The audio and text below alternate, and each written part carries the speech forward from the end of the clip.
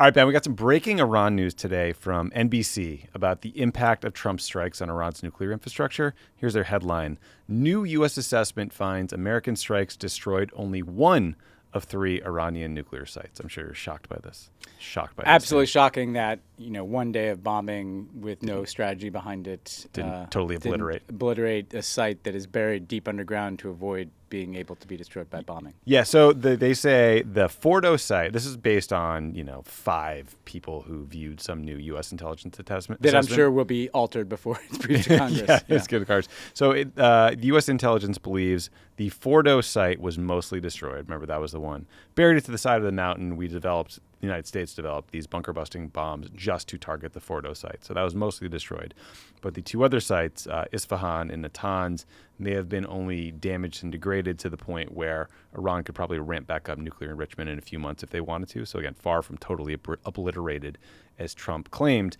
NBC also reported that the U.S. military prepared for Trump a more comprehensive bombing campaign option that would have entailed more sites and would have taken weeks to conduct. Yes. But Trump wanted the one-night version. So, Ben, I think this is really important that we stay on top of this and sort of the results of these strikes for a couple of reasons. One, I just keep hearing moderate Democrats, including I was listening to Scott Galloway talk the other day about this, about how these strikes were an unequivocal success and that the choice was Iran with a nuke or no nuke. And clearly the outcome is not that black and white, and that's kind of not how we should be grading this. But also, I think the existence of this CENTCOM bombing campaign that was weeks long, I think makes clear the slippery slope that still exists here, right? CENTCOM, maybe they'll say to Trump, hey, actually, we need to take care of the rest of this. Or, we had Trump on the record saying he'd strike again. Clearly, Netanyahu wants regime change. It's not hard to see how we get dragged back into this. No, absolutely not. And this has always been one of the arguments against using military force against the Iranian nuclear program. It's no surprise that there's that CENTCOM plan. I mean, it's not revealing anything, but just as someone who's been involved in this issue for years, right? It was never foreseen that you'd have one night of bombing and then declare things obliterated and declare victory. And at the same time, it's not just these sites. It's the fact that the bombing campaign itself incentivizes Iran to take its nuclear program underground, to move their fuel around, to make it harder and more decentralized as a program. And yeah, we don't know. I mean, if they choose to reconstitute their existing nuclear program, all you did is set it back by a few months. And if they choose to, essentially go covert, then you don't know when they might pop up with a nuclear weapon. And it just speaks to the short-termerism of Trump. It's like our media. And our media. So let's take, first there's Trump and then there's media. With Trump, and we should talk about Democrats too, but with Trump, he watches Fox News. Wars look good on television, particularly when it's Fox News, because that's how they present them. Mm-hmm. And he's like, I want to be a part of that, like it's a video game. They do one night of bombing, and he declares things obliterated, when in fact what he's done is provide an incentive, not just for Iran, but for any country around the world, has now taken the lesson that the way to not get bombed is to actually have a nuclear weapon and to not kind of participate with the IAEA, the international inspectors, right? The media doesn't evaluate whether this is a better way of solving the problem of Iran's nuclear program than a diplomatic deal. They just kind of cheerlead military action. They don't want to be on the kind of wrong side of people declaring that this is, obliterated. But what is the track record of U.S. military action to solve problems in the Middle East in the 21st century? Not so good, huh? Not so good. And then Democrats are afraid of being called weak by the same people who've been wrong about everything. The same people, by the way, that Trump himself ran against and won successive elections by being the anti-war candidate. So this is just a sign of how kind of dumb the discourse is around this. Yeah, it was quite dumb. The other dumb thing there was sort of a debate in the media about whether the Israeli operation was regime change focused or not. There was this report that Trump had actually told them not to target the supreme leader of Iran. But CBS News reported that the president of Iran was injured during one of these Israeli strikes on Iran last month. He was attending something, it was called a Supreme National Security Council meeting, which sounds sick. Why didn't we have Supreme NSC meetings? That's so much cooler. We had small groups. That was the Supreme PCs, meeting. DCs, and NSC. And then there was something called a small group, which is, Maybe there's a Supreme meeting we didn't get invited to. There were multiple Supreme meetings. Anyway, so the Iranian state media said President Pezeshkian had leg injuries that he sustained while trying to escape from through some emergency exit or tunnel after this meeting he was at was bombed. This sure seems to confirm his claim to Tucker Carlson and in that interview like a week ago, 2 weeks ago, that Israel did try to assassinate him and that this was a regime change operation, because I find it impossible to believe that the Mossad wouldn't have known that the president of Iran was at this meeting as they were bombing it. Yeah, and it seemed like the Israelis were kind of headed down that slope. I mean, they were literally threatening to kill the supreme leader, so they weren't subtle about it. They were decapitating... As was Trump. Yeah, as was tweets, Trump. yeah. He literally in tweets. They were decapitating pieces of the Iranian government, and then Trump threw his tantrum and dropped an F-bomb. And so what we have here is this kind of like completely half-pregnant strategy. To begin with, I don't think bombing countries is a way to solve problems. But if you're going to do that, this is also just like a very halfway, approach to doing it. The Israelis didn't get the outcome they wanted, which is regime change. Trump didn't get the outcome that he said he wanted, which was obliterating the Iranian nuclear program. You've pissed off the Iranian people for a generation. And this is the ultimate kind of short-termerism of U.S. foreign policy thinking. And it also just shows that there was all this talk at the time of how impressive it was that the Israelis knew where these generals were that they killed in their apartment buildings. But just killing people is not a strategy. And I mean, that may be a theme today. What it does is it kind of perpetuates conflict. Yeah, there's another group of leaders coming up. Yeah. And they might be pretty mad. And they're not going to like you. Before we move on from Iran, it's also worth noting that the Wall Street Journal had a big piece about how Iran is starting to rearm its proxy forces in the region, especially the Houthi rebels in Yemen and then Hezbollah in Lebanon. Now, a lot of those weapon shipments were intercepted. I think CENTCOM said the Yemenis seized 750 tons of cruise missiles, anti-ship and anti-aircraft missiles, warheads and other targeting components and drones that were headed to the Houthis. So it's a ton of shit. But also we should note that the Houthis have had a lot of success taking out ships lately, boarding them, blowing them up from the inside. But it shows that one of the big criticisms you heard of the JCPOA is it did not solve the problem of Iran arming these proxy groups, and it sounds like they are kicking into overdrive there. Also, Ben, it's just worth noting that the UK, France, and Germany have agreed to put UN sanctions back on Iran by the end of August if there's no progress in some sort of nuclear deal. So I'm sure that's designed to put pressure on the Iranians to make some sort of agreement fast. But that's a big stick.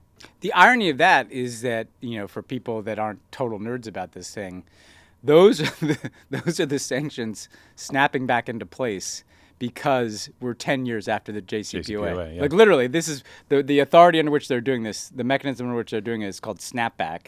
And it was that after a decade, if the Iranians are not in compliance, these sanctions can snap back. So because Trump left this deal years ago, we're now finding the Iranians in noncompliance. It also kind of just makes deals with the West seem like, perhaps they're not things that you can rely upon. Yeah, we're not the most reliable partner at the moment. But this is the challenge with the Iranian government. This is why, if you want the Iranian government to change in the way it treats its own people, to change in the way it associates with proxies, the two ways to do that are through a negotiated outcome or from within Iranian society. We should want those of us who care about the Iranian people and their rights, and we've heard this from people, that they were making progress actually in beginning to change some of the practices of the Iranian people. Some of the practices of the Iranian regime, particularly with regard to women. You can't bomb. If you bomb a country to change it, what we've learned is that country either just kind of continues in a state of conflict with you, or if you get regime change, then you get this huge vacuum, and that's how you get an Iraq and Syria. So this is why military force is not a way. This talk of a quote-unquote new Middle East is really just a situation where there's repeated bombing of various countries. That's not a new paradigm for actual peace and security.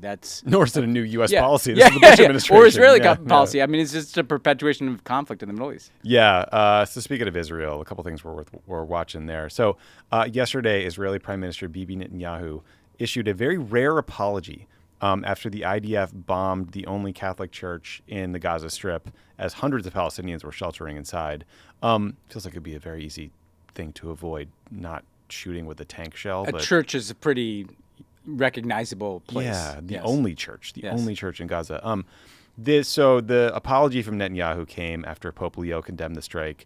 Trump called Netanyahu to yell at him about it and say what the hell happened. And then remember that Pope Francis used to call the priest in this church every night when he was alive just to check in, just because Pope Francis was an amazing human being.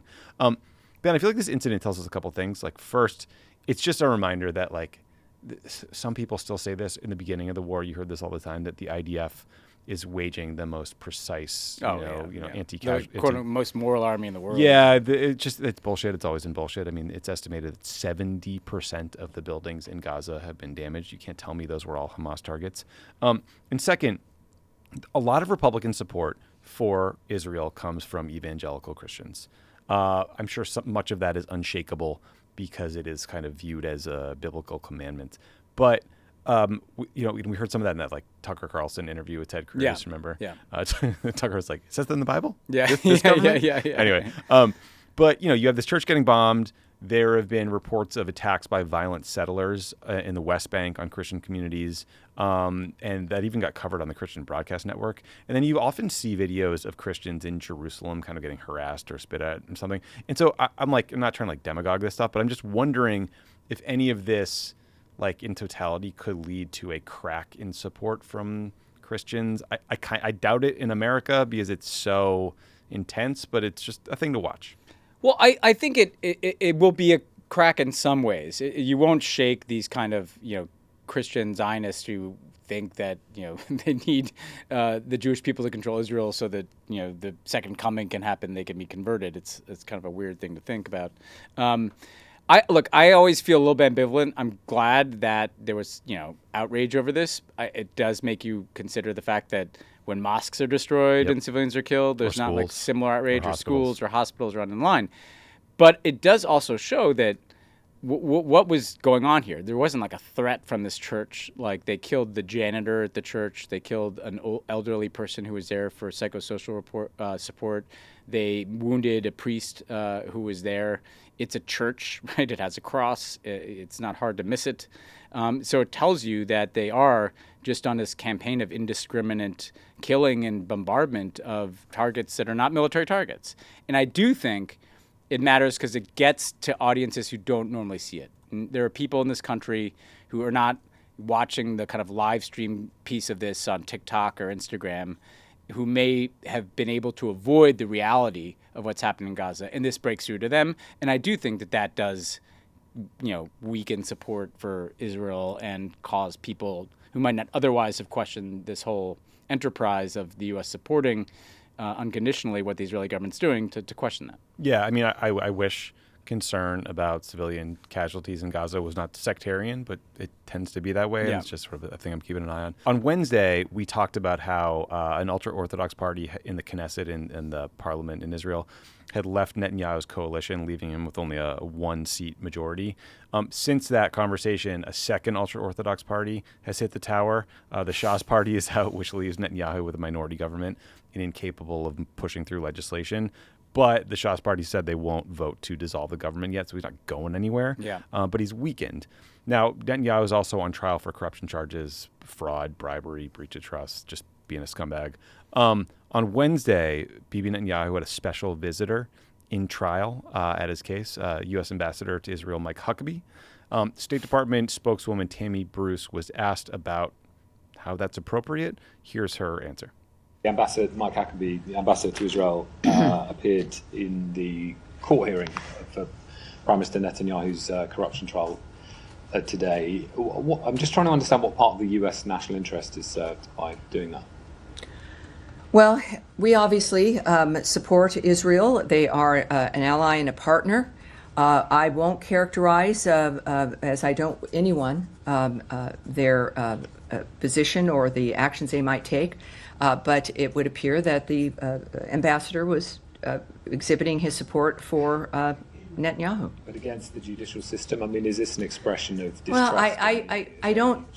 I know that our inclination sometimes is to look into like the broader issues that we're all working on, but I would not suggest that someone attending to support someone facing a situation as some kind of a larger commentary about a judicial system or a country or anything beyond showing support for someone that they know or a friend.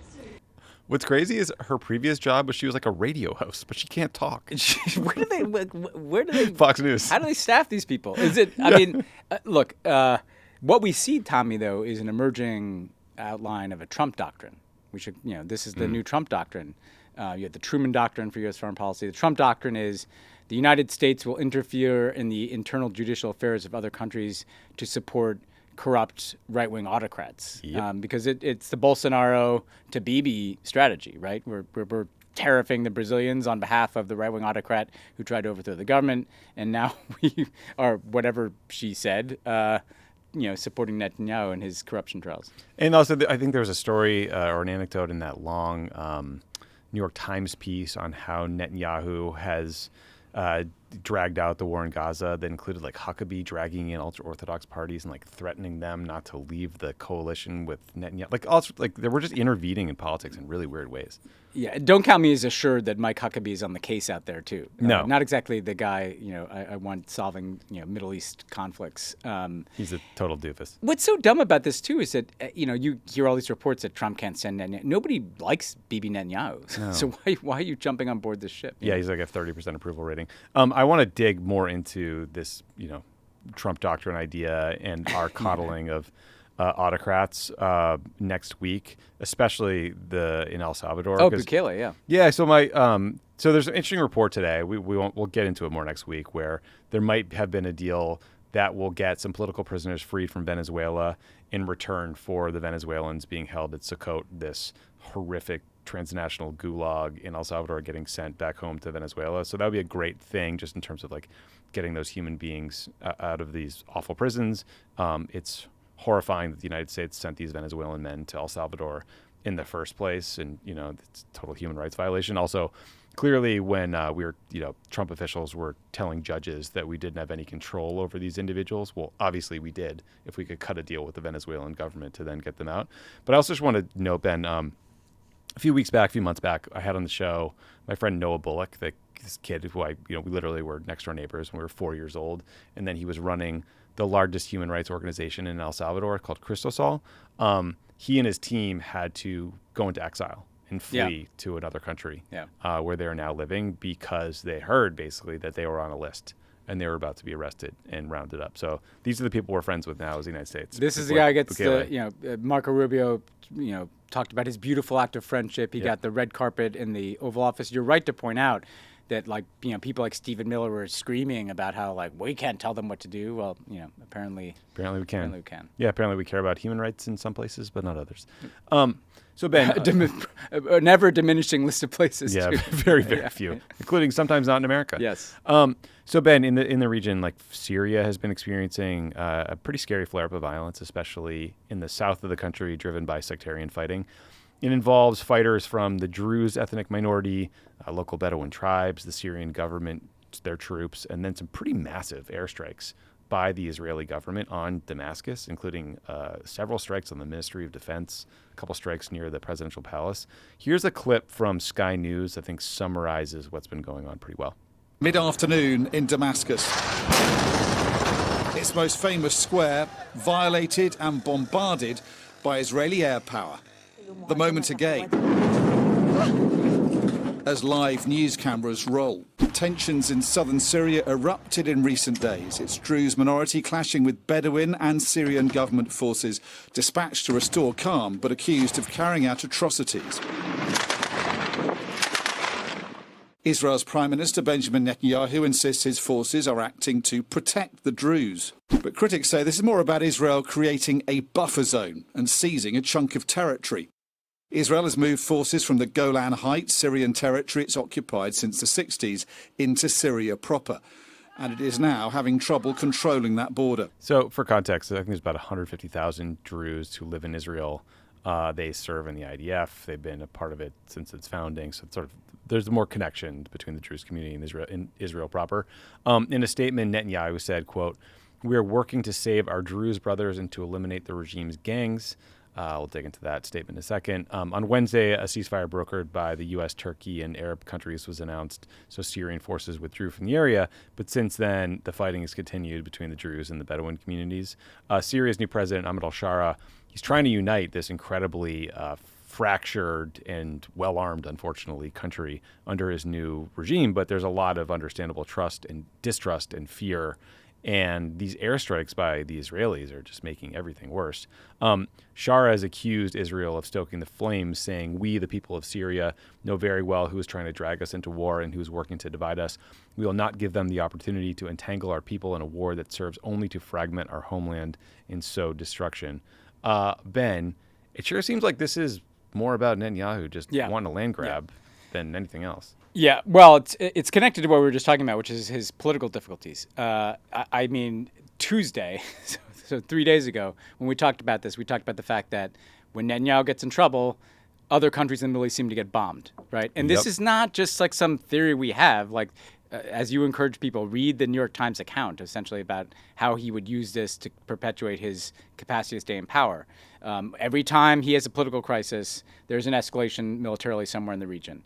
This is not about, let's just call bullshit on this. This is not about some humanitarian intervention on behalf of the Druze. No.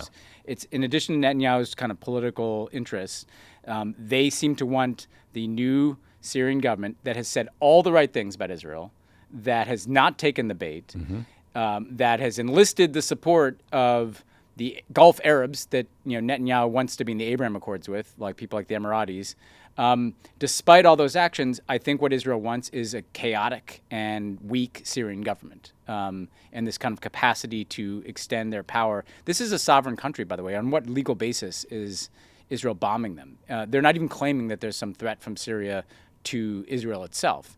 And the Druze community. One other piece of context here is that after 1967, when Israel occupied the Golan Heights, they displaced 100,000 Druze into Syria, right? So that's the origins of some of this presence. But now what you see today is they've made such a mess of it that the Israeli government is actually asking the Syrian government that they were bombing, and that's not say they weren't bombing the Syrian government, to come in and restore order. So they're not solving problems with these bombs. It's a common thread on today's episode. They're just kind of perpetuating conflict. Yeah. So this gets us to a bit of a step back conversation we wanted to have about just the nature of the U.S. relationship with the Israeli government.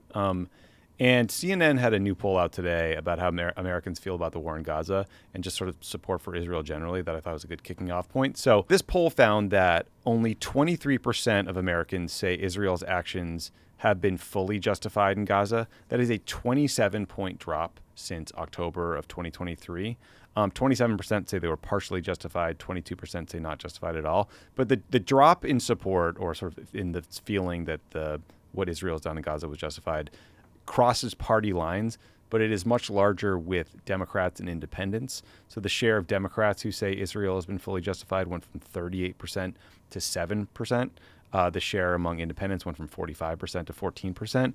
And since this March, the share of Democrats and Democratic-leading adults saying that the U.S. provides too much military aid for Israel has risen from 44% to 59%, while the share of Republican-aligned adults saying the same, that has stayed steady at around 24%.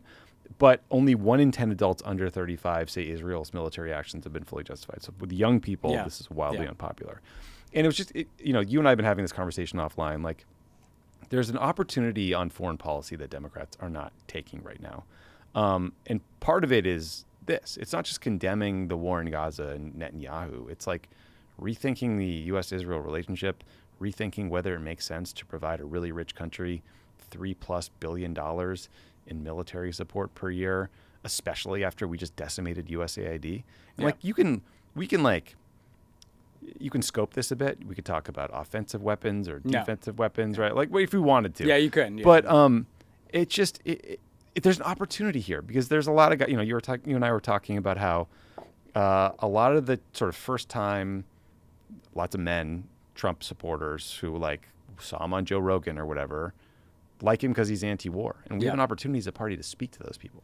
Yeah, there's so many intersecting pieces here, right? Because and you talked a little bit to Matt Duss about this on the last podcast, but it's not just the question of Israel itself. I mean, that's part of it, right? Is whether or not we should provide military assistance to a country and a government that is kind of carrying out these atrocities in Gaza. but it also intersects with these other parts of American foreign policy. Forever wars in the Middle East, right? People don't like that.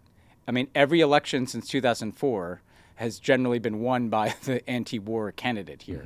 And what people see in Gaza, in Iran, in Syria is the perpetuation of forever wars in the Middle East that the U.S. is participating. We're either participating in them by bombing Iran or participating in them by giving Israel a blank check and billions and billions and billions of dollars, right? It's also the case that the rest of the world interprets American intentions by the manner in which we support this government as well. And then also, Democrats are in this country trying to make an argument against authoritarianism at the same time that you have Democratic members of Congress standing up and meeting with Bibi Netanyahu, who is clearly an autocrat and he's clearly corrupt. And some of the agenda behind these wars is the perpetuation of his own authoritarian power in Israel. So on democracy, on forever wars, on spending money overseas, and on just the morality of what is being done in Gaza, the political interest is overwhelmingly in favor of, cutting this off and saying we don't want to support this anymore. And yet Democrats can't, with some exceptions and some important exceptions, just are afraid to touch this. But again, if you look afraid to take this on, people are going to think you're weak. The people are going to think you're not going to fight for things that you believe in other areas as well. This is, to me, is likely to be one of those issues where there's so much muscle memory and inertia in Washington. There's so many people who've just, for every year of their career, has voted to send more weapons to the Israeli government. They've sort of taken the AIPAC party line. But if you actually make an argument why we should rethink this relationship, actually make an argument why, and maybe it doesn't make sense to send $3 billion a year to Israel to kill civilians in Gaza, I think you'll be pushing on an open door. Yeah. I think you will. I just think people need to just step up and have some political courage and start talking about this. And people need to talk about this, and this should be a major fault line in the party. And the reason we bring it up is because people need to bring it up to show that there's a permission structure to have this debate. But also, again, to get at this question of authenticity. You mentioned younger men or the kinds of people that have lost faith in the Democratic Party. If you look at what happened in New York, right? Zohran Mamdani takes a very principled position against U.S. support for the Israeli government, against what's happening in Gaza. Andrew Cuomo, says he's going to make his first trip as mayor to Israel, what's that going to accomplish? He's just calling, he's blowing the anti-Semitic trope against Mamdani.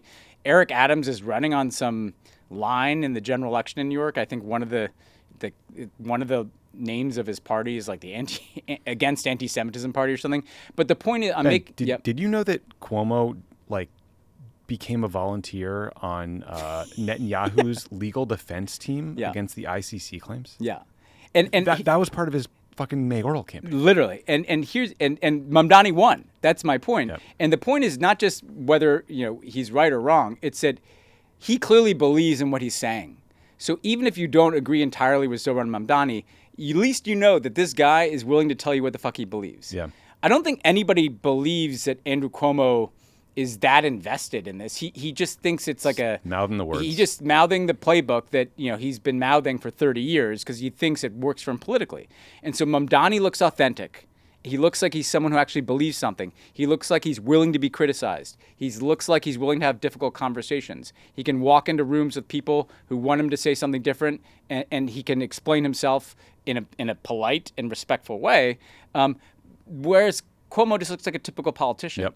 And so that's the problem that the Democrats have on this issue. They just look like cynical, typical politicians speak on this stuff. Yeah, and these conversations are happening on the far right. They are happening on Steve Bannon's show. They're happening on Tucker Carlson's show. They're happening on scarier places to the right of that. Yeah. And we're not walking in here saying Democrats should become anti-Zionist and say Israel doesn't have a right to exist, blah, blah, blah. No, we're just saying Democrats should say, actually, I don't think it's a good idea to give Israel $3 billion worth of weapons. And also, if we believe in a Palestinian state, then we should stop blocking efforts to recognize one at the United Nations. Like simple things. That's one of the worst things is when Democratic politicians mouth support for a two-state solution while giving a blank check of support to a government that wants to ethnically cleanse the Gaza Strip. Because you don't have to be a scholar of the history of the Middle East to know that that's cynical and that's just someone trying to talk their way through something. There is space in the party for disagreement on the spectrum of options here, but I think, frankly, it's time to say,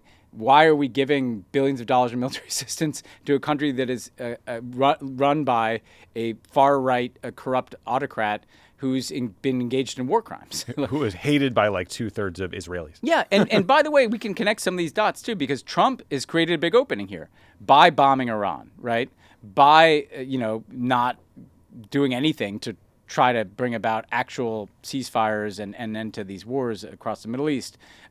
He's getting criticized by his own people. We have an opening to reach people that we had lost or people that we had never even had before if we are willing to stand up and be against these wars, be against this blank check of support. And those opportunities don't come along, and it's just bizarre to not take that opportunity. Yeah, totally agree with you. We need to start having these conversations. Okay. I think that's it for us today. Basically, what happened here is Ben was in the office for a meeting Friday. We said, there's a lot going on in the world. Let's do a YouTube exclusive for Pod Save the World. Yeah, unfortunately, there's always a lot going on. There's always a lot going on. I always enjoy doing a YouTube exclusive. I know, it's like my favorite thing I get to do every week is this show. So please subscribe to Pod Save the World on YouTube because we're going to do more stuff like, we've been doing a lot of YouTube exclusive stuff, and we're going to do more like this. But also, we're trying to build a progressive media outlet here. Lots of people search for international news on YouTube, and when you follow Pod Save the World, you help us get our stuff out there and get a perspective from a progressive left version, not like the Ben Shapiro version of how Democrats should talk about Israel. Seriously. So subscribe. It's free. And just remember, enigmas never age.